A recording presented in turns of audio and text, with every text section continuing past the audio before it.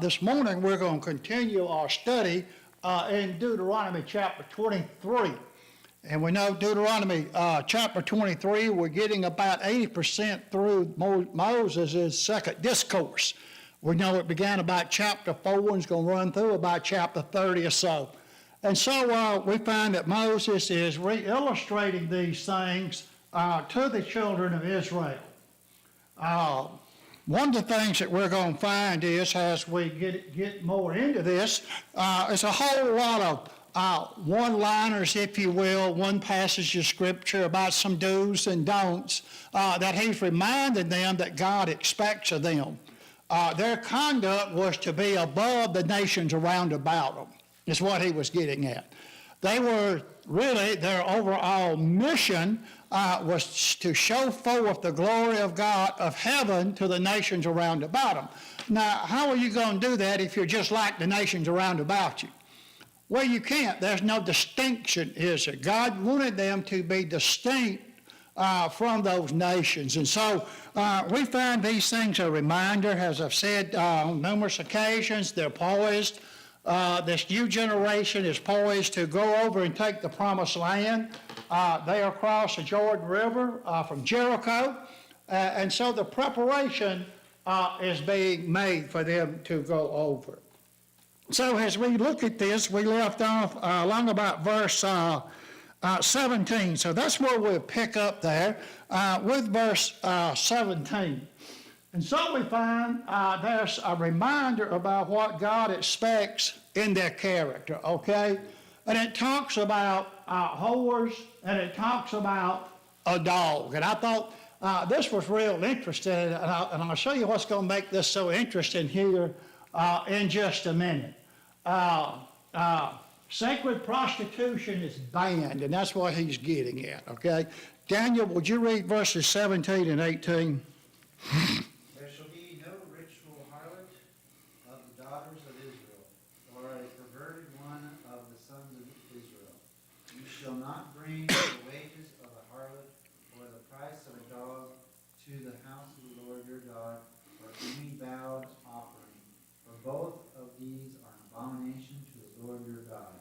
Okay, so this is a reminder that God expects his people to be of an upright character, of upright moral standings. And we know the world around about them, as it was in Paul's day in the Roman Empire. Of course, even in our day today, practices a lot of prostitution and harlotry and things of that nature, doesn't it? But, you know, as far as the church is concerned, and these were the church, these people were the church in the wilderness, those things should not be named among us, okay? Those things are to be put off. And so God tells them that these things are an abomination in his eyes. There shall no whore the daughter of Israel or sodomite. Notice he uses the term sodomite here. And we know what sodomites are. It's pretty prevalent in our land and throughout the world today. That's these homosexuals and these transvestites and all these other things that man has come up with. And Jeff, I thought it was real interesting. I did some things on YouTube, some snippets and things about people interviewing people on the streets from different agencies and things like that. And so they had stopped the guy, I think it was on the streets of Boston actually, and asked him, he said, how many genders are there? And the guy said 2. And he says, well, they tell me, you know, they can be up to 20. And his response, I liked it. He said, there are various and numerous stages of mental illness. Boy, that put that word at lied, didn't it, Greg? Yeah, I'd like, okay, now, Reed, at least there's at least 2 or 3 of us that agree, okay? Now, we may be it, but, you know, we agree, okay? So, but these things are not to be amongst Israel, okay? And God said that they are an abomination. One of the things you find real interesting here is in verse 18. Thou shalt not bring the hire of a whore or the price of a dog into the house of the Lord or for any vow. So, what's he talking about here? Ill-gotten gain. Okay? Ill-gotten gain. I mean, the nations around about them in their temples and things that practice this, they brought, part of the money that they earned into this, into those places, okay? That's how those high priests and priestesses, those witches and warlocks made a living, okay? You're not to be like that. Now, what's real interesting about this, about bringing ill-gotten gain, God does not want ill-gotten gain in his house. And there's some controversy amongst the religious world today. I never met the guy, but I think, if Ben told me correctly about that, I think he was an Assembly of God preacher. He was on staff down at Victory Land. And what he was there for was to counsel people if they begin to have some feelings about the gambling process and the money that's exchanging hands. And basically the teaching is, well, as long as you give a part of it to the Lord, it's okay. And, I'm afraid that you find that sentiment in the church today, But it's ill-gotten gain. If you remember a few years ago, Frazier Memorial Church over at underwent a big deal about Milton McGregor and the dog track there in Greene County. What it was, after John Ed Matheson had retired, a new minister coming in, the first thing that he did was he told them they should not be taking that money from that dog track. Well, that created a big uproar because Milton McGregor had pumped millions of dollars into Frazier United Methodist Church, and guess what was fixing to happen? He wanted to put a stop to it because he said it was ill-gotten gain. And I remember people that I worked with that went over there that were faithful members of that particular institution talking about that, and they were torn amongst themselves. Well, look at all the good the money does. Look at but they're missing the whole point. It's ill-gotten gain, isn't it? The Lord done more with the widow's mites than he did with all those big checks that the Pharisees and Sadducees were dropping in the temple treasury, didn't he? Okay? God wants it from the heart. He don't want what belongs to somebody else. He wants what we got. It's from our heart to do this. And notice here, we have a clear understanding about what whore and whoredom and all that is. Sometimes you get in discussion about the dog. We find over in Philippians chapter 3 and verse 2, Paul said what? Beware of the dogs. Beware of those involved. And my memory just went south on me, so I'm going to have to turn there. I thought I could quote it, but he said here, finally, brethren, rejoice in the Lord, to write the same things to you. To me indeed is not grievous, but for you is safe. Notice what he says here. Beware the dogs, beware the evil workers, beware the concision. And a lot of times there's some discussion over what does he mean by beware the dogs? Well, when I think of a dog, I think of a four-legged bow wow. That's my initial thought. Maybe there was excessive dogs running around that were dangerous and rabid. Or was that? We find this statement here is not an unusual statement here about the price of a dog. If you'll turn over to 1 Samuel chapter 17 and verse 43, let's look and see 1 Samuel chapter 17, verse 43. Let's look and see what Goliath said to David when David approached him. Notice what he says here. And the Philistine said unto David, Am I a dog that cometh to me with a stave? Back then, if you'll look at this, very often a female prostitute was referred to as a harlot or a whore. A male prostitute was referred to as a dog. That's not unusual to see back in old world language that being the case. So was the Apostle Paul warning about the four-legged dogs, or was he warning about the aggressive male prostitutes that's in that city? Something to think about in the way it's used. The Bible very plainly says that you're not bring the price of a male prostitute into the house of the Lord, just like a harlot. So it kind of fits when you look at the bigger picture. Jeff, you look like you had something you wanted to say on that? And I know you get into that discussion about that. So, anyway.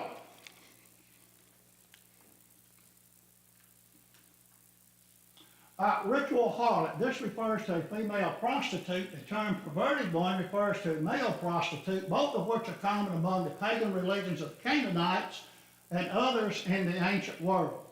The female prostitute described in verse 18 has a harlot, and the male has a dog. This usage of the term dog is known outside the Old Testament.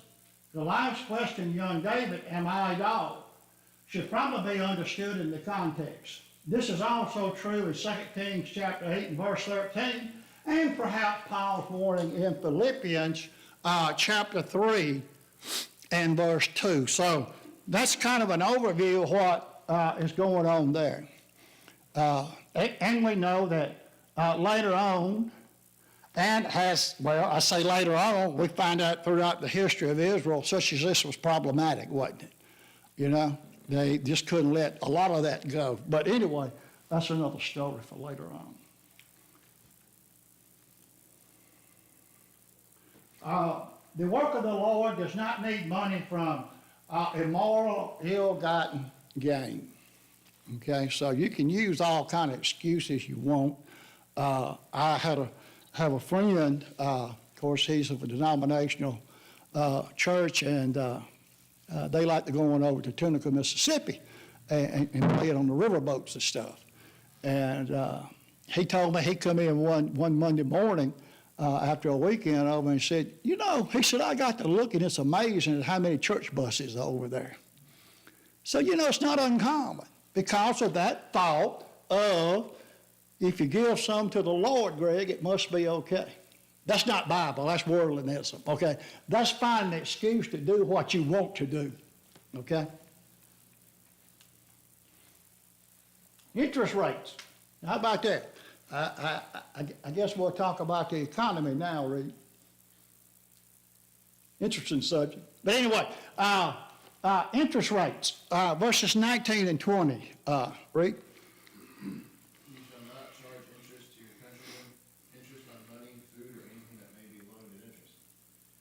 Charge interest to a foreigner, but to your countrymen you shall not charge interest, so that the Lord your God may bless you in all that you undertake in the land which you are about to enter and possess. Okay, so here he's talking about the charging of interest to someone, and among the children of Israel, he did not want that to be found, that they were all brethren and that they were there to help each other. Now, to the foreigner, it was okay to charge this interest rate out on the money being loaned. And we're going to find out something a little more about this here in just a little bit. So, against stealing from a federal Israelite through unfair interest on a loan. So, they were forewarned about that. You shall not charge interest to your brother, interest on money or food. The mention of food and the similar command in Exodus 22:25 leads most people to understand that interest were prohibited on loans made to the poor for their basic needs and did not prohibit the taking of interest on loans that were not needed for relief. So there is some point, though, that this had to do with your basic needs, charging interest on it for the poor, okay? So on that. Deuteronomy 23:19 could be translated, you shall not lend at biting interest, referring to excessive interest or usury upon biting usury. So anyway, there is some thought on that about how deep this ran. Now, to be honest with you, when I look at that, I look at it as pretty much straightforward, that charging interest on something of a need were strictly prohibited. They were brethren, they were to help each other in time of need. So, and we'll see a little bit more about that here in just a minute.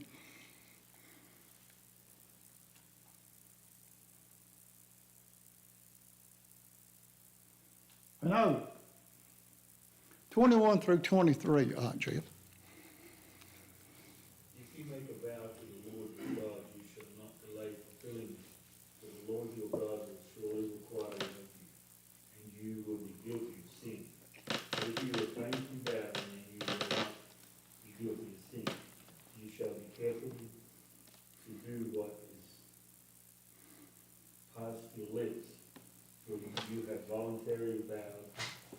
only the Lord God that you have promised. Okay, so here we have against stealing from the Lord by failing to pay a vow. Today we don't really call it a vow, do we? We call it taking out a loan, don't we? Okay, but it's still a vow. And so we find that he says that when thou shalt vow a vow unto the Lord, thou shalt not slack to pay it. For the Lord thy God will surely require it of thee, and it would be sin in thee. So, it's like anything else. When we look at it in principle, God said, you're to pay your bills, okay?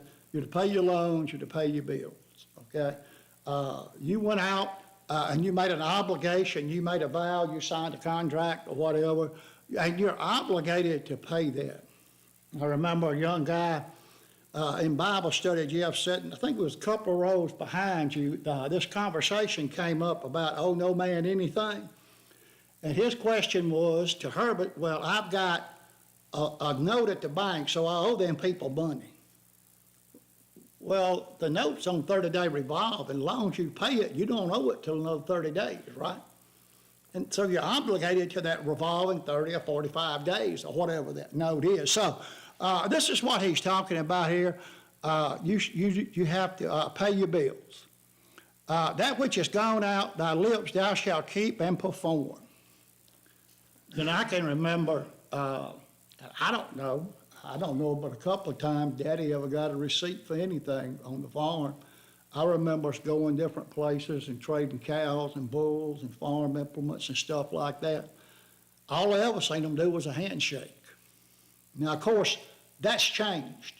Probably, Daniel, if you went and bought a plow today somewhere, it's probably 15 pages of fine print paperwork you got to sign, fingerprinted, ID'd, and I have been in places where they video that transaction, okay? Jack Ingram used to be bad about that. But anyway, but we shouldn't be that way. A yea should be yea, and a nay should be nay, is what he's getting at. So, this is what he expects out of it. In other words, how would that fit us today? We should be of that frame. When we tell somebody we're going to do something, guess what we need to do? We do it, don't we? Okay?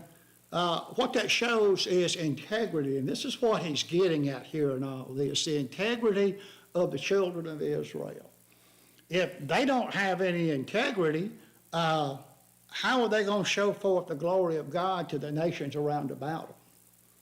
Well, they can't they? I mean, they're just like them. All the different aspects that go on with it.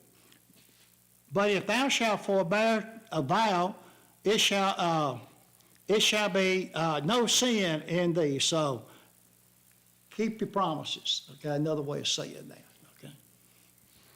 Okay. Greg, y'all got any comment? Okay.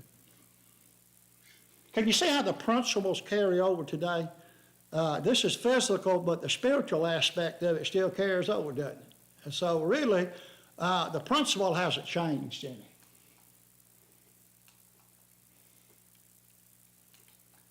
Come on. A vow before God is no small thing. God expressly commands that Israel should be careful to keep his vows and fulfill every oath made. For the Lord your God will surely require it of you, and it would be sin unto you if you didn't. So,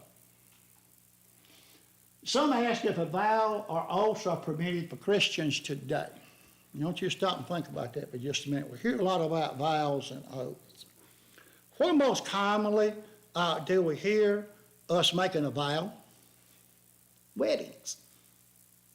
The wedding vows, that's what it's called. So are we making a vow or an oath? Yeah, we are. In other words, the whole point is our word should be good. Am I making an oath to you, Daniel, if I say, Daniel, come Friday, I'm going to give you $5 for that pocket knife you got? Yeah. I've already said, come Friday, I'm going to do what to you? I'm going to give you the $5 for what? Okay, what are you expecting come Friday? for your pocket knife, right? What if I come back and say, well, you know, I decided and I may can get it week after next. Now you're going to question my integrity. Is he going to get it or not, right? See the whole point? So I made that vow, I made that oath to you, right?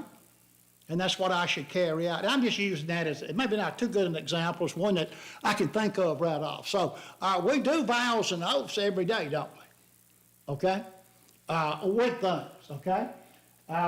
Some ask if vows or oaths are permitted for a Christian today based on what Jesus said in Matthew 5:34-37.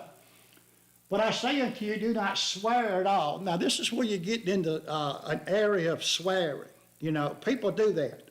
They swear by God, they swear by the grandmama's grave and all this kind of stuff. Well, now you're getting into a form of blasphemy pertaining to vows and oaths, aren't you?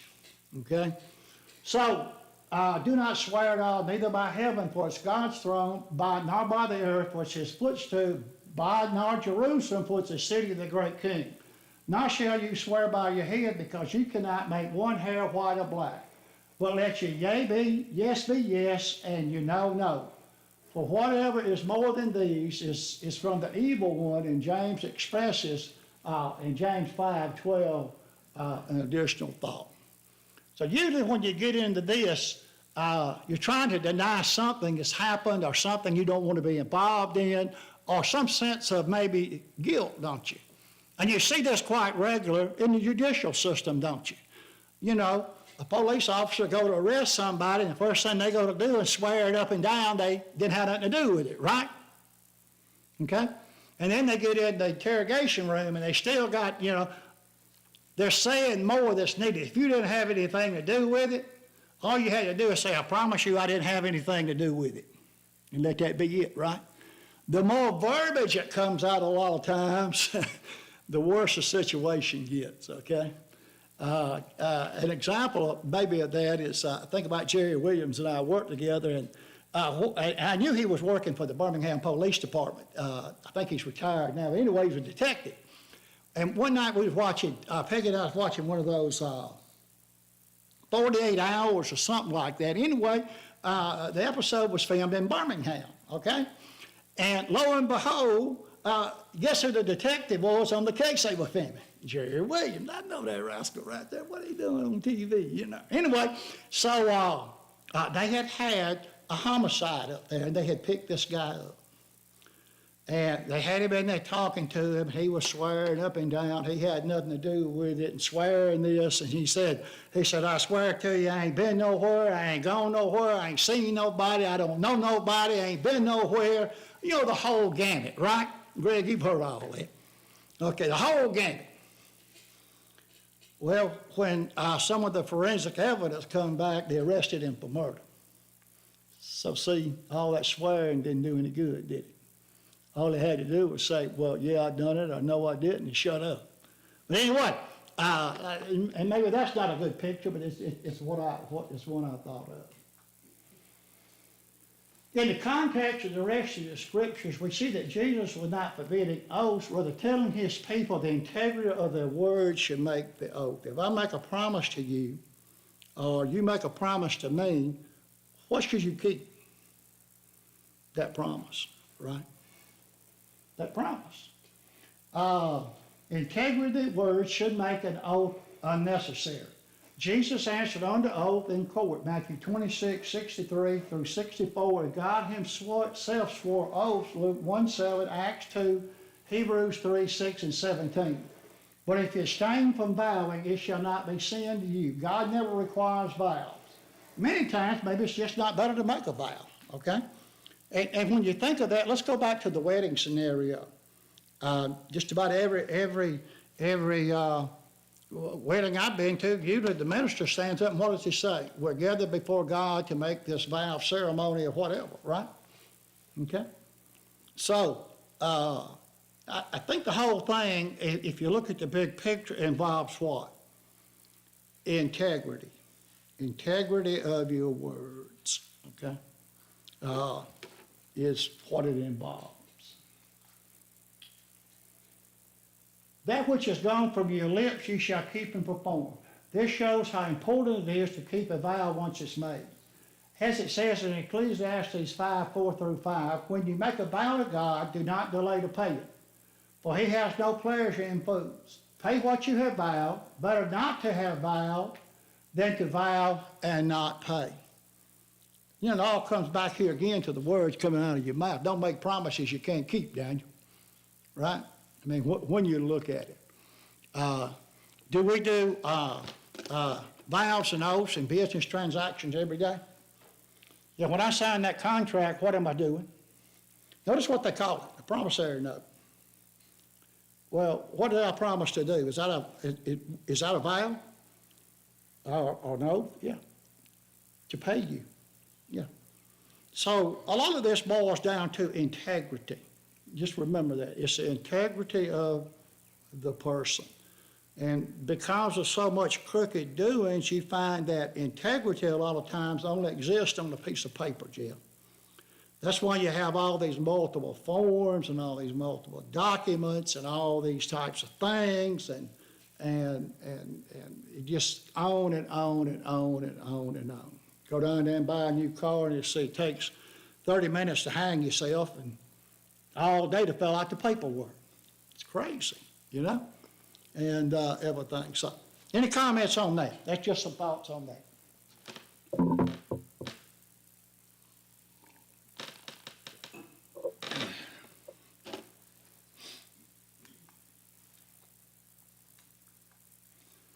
Many vows are just plain foolish. I would never do that again. Would that be a vow to someone that maybe you wronged or you went and apologized to for something you did wrong? Is that a vow? I'll never do that again. Yeah. You just promised that person what? You won't do it again. Well, what if you do it again? Have you broke that promise? You broke that vow? Yeah. Yeah. So, anyway, we can spend a lot of time on that.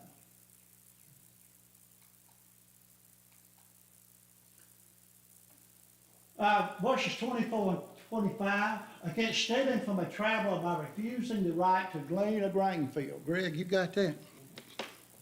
When you enter your neighbor's vineyard, then you may eat grapes until you are fully satisfied, but you shall not put any in your basket.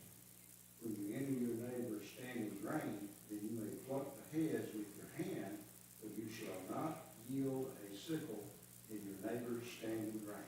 Okay, now, this brings up an interesting scenario, doesn't it? In Matthew chapter 12, what did the Pharisees accuse Jesus' disciples of doing on the Sabbath? Plucking heads of grain and eating it. They violated the Sabbath. Did they? No. Nowhere did it prevent someone that was out and about traveling, or maybe you had to go out and fix something or whatever, from stopping and getting something to eat. What it forbade was harvesting or work on the first day of the week. And this is what he's getting at here, and he's using it in the form of a traveler. It's okay for the traveler to stop along the edge of the grain field and get something to eat. But what is he not supposed to do? Well, he's not supposed to cut it down because, one, if it's during the week, it don't belong to him, right? And if it's Sabbath, he's not supposed to be doing any work anyway. So, and I think we went over back, I don't know, a while back. I'll have to look and see. I have some notes on it probably in my files at home. There was like 100 addendums that the Jews had made to the law of Moses about work. Okay? Did it come from Moses or did it come from them? You know, with them, suppose my shoelace needed to be tied on the first day of the week to keep me from stumbling. Am I doing work or not? You know, and that's how ridiculous it got. And I think we went over most of it in that, just very briefly shot through it. And it was like, nowhere did the old law prohibit doing good on the first day of the week. Nowhere did it prohibit Jesus healing on the first day of the week. Nowhere did it prevent, if my neighbor was sick, me preparing him something to eat, okay? A lot of that, when you look at it and you go back, especially to Jewish Torah, I don't know if you've ever been out there and read some of the Jewish Torah from some of the Jewish universities. I don't see how they could breathe, Jeff. on the first day of the week. Because it's like sometimes, you know, some of the things that we see in our country when you look at some of the dated laws, you know. And I'll give you one right now that I think's fascinating.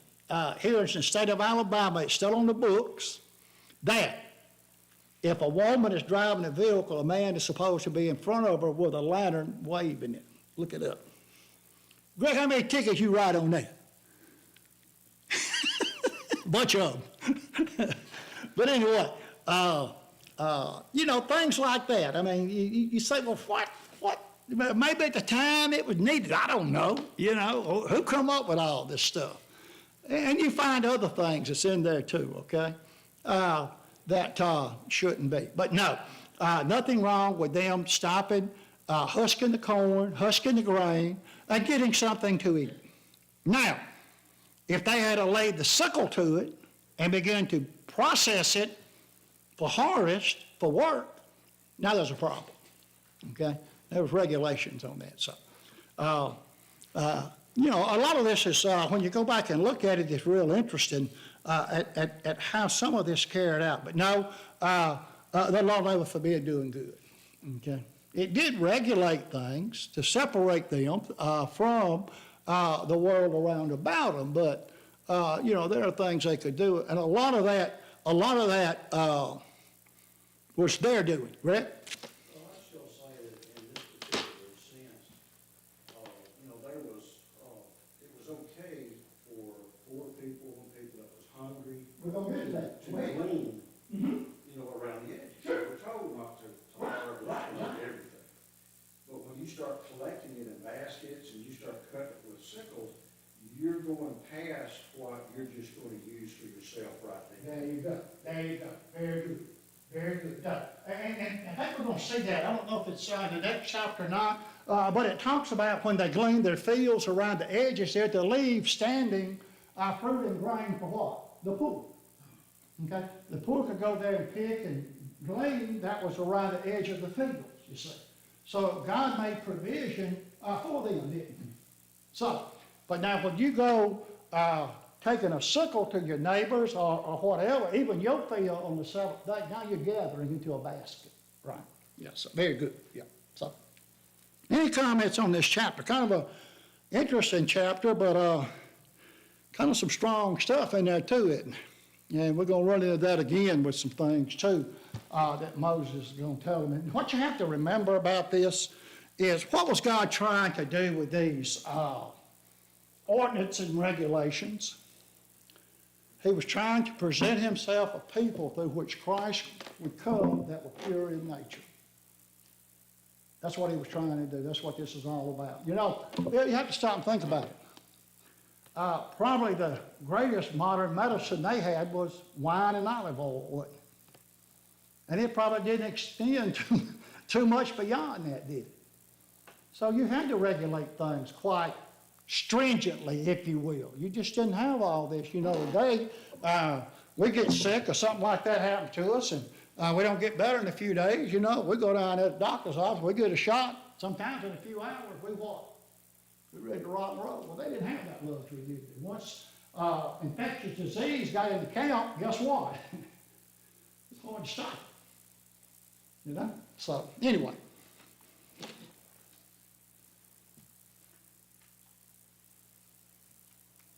Greg covered that, so I'm not going to cover that. I'm going to go on. See that, Greg? You commentaried on me, so I'm going to move on.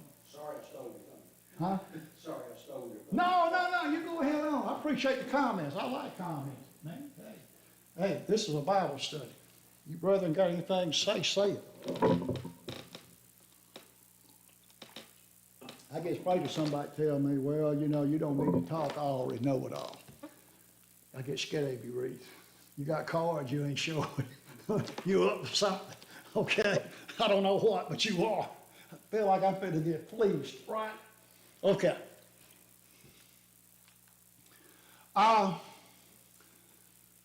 Let's see, where are we at here?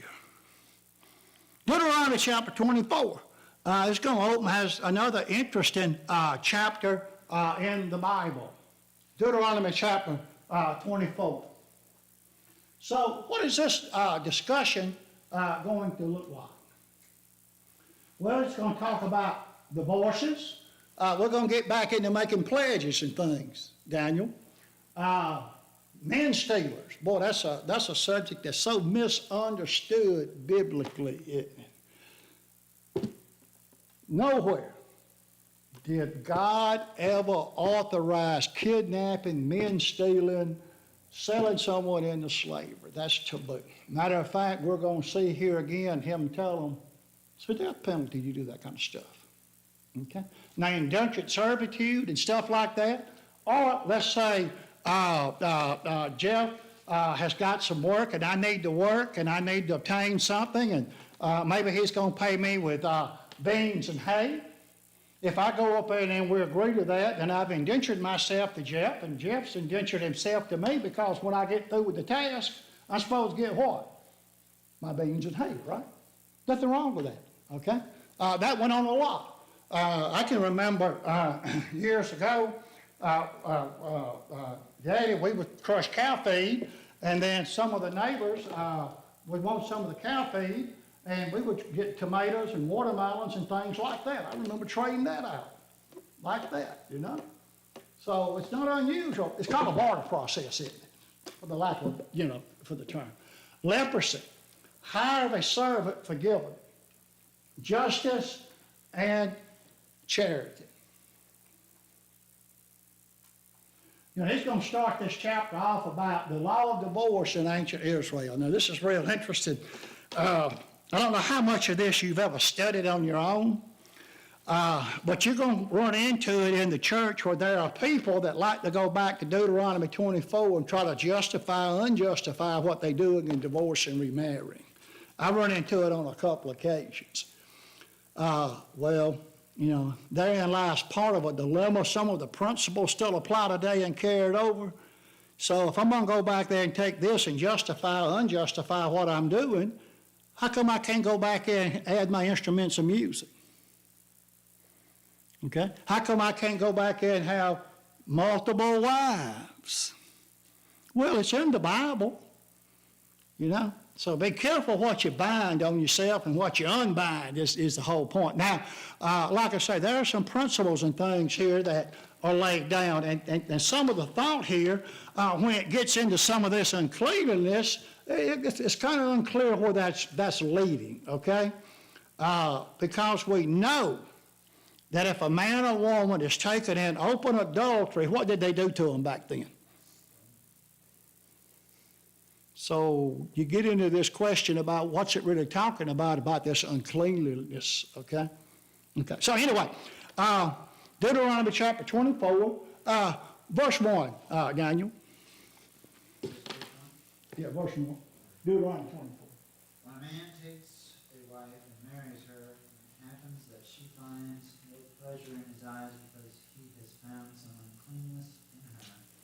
And he writes her a certificate of divorce, puts it in her hand, and sends her out of his house. Okay, so if a man has taken a woman and he finds no favor in his eyes because he hath found some uncleanness in her. Now, there are some thoughts when you go back to the original Jewish thought pattern on this, that uncleanliness had to do with maybe her manner of life as being the woman that she ought to be, okay? There are those that believe that this is talking about adultery and fornication. Well, if she's taken in adultery, what are they supposed to do, Jeff? Stone her. So, there is some question about this uncleanness that's there. Maybe she's not fulfilling her role as a wife and as a mother and things of that nature. It seemed to be what it's more geared at, okay, in this. But one of the things you notice here, and this gets to be a discussion today, what is one thing he is to give her if this is to take place? A bill of divorcement, a writing, in writing, Jeff. Have you ever run into it in a church where people get themselves in a mess and get you tangled up in it, and you know, I don't fool with that stuff too much. You know what you're doing, I don't, I wasn't there. But, and then they don't have this, they can't find divorce papers. What'd you get your divorce for? Well, do you really have to have divorce papers when you involve members of the church? Well, here's a principle laid down. You gotta have evidence, haven't you? I know a few cases that I'm aware of and have dealt with a little bit. When it boiled down to it, I'm gonna just be honest with you. It was about 6 of one, half dozen of the other. Okay? That's just the way the cookie crumbles, doesn't it? Now, I'm not gonna tell you there aren't people out there that have gotten the divorce on the right grounds for fornication, sexual misconduct, maybe whatever, and they got it for that. But let me give you a little bit of insight on the legality of that, and my dealings with it. It's hard to get a divorce on the grounds of fornication in Alabama. The judge says he don't want to drag family names through the mud, so it's incompatibility. Well, let me give you a little insight on this incompatibility phrase. That's not fornication. So, am I going to accept an incompatibility clause in something if you got a piece of paper? Incompatibility denotes a whole host of things. So just be aware of that when you're talking to people. Oh, we're just incompatible. That's what we got. It's not fornication. Well, you know, he was mean to me, and he was mean to the young ones, and so I had to leave, and all that kind of stuff, and I divorced him, and okay, nothing says you can't. See, and we'll turn over there next week. I'm about out of time. Reed, you got me off on a tangent, okay? Nothing says that you can't divorce. It's not what Jesus said. Where does a problem come in? That's what he said. Conjunction ties it together. Whosoever divorces and remarries. Now you got the problem. God does not expect you to stay in a bad situation. Now, just because you come out of a bad situation, that doesn't relieve your obligation that you are divorced not for fornication. And that's problematic in the church, okay? That's problematic. I just tell you right now, it's problematic, okay? I'm afraid we're fortunate here we don't have the problem. Hallelujah and amen. Maybe we won't never have the problem. The best way not to have the problem is keep a hard hand on it, isn't it, Jeff?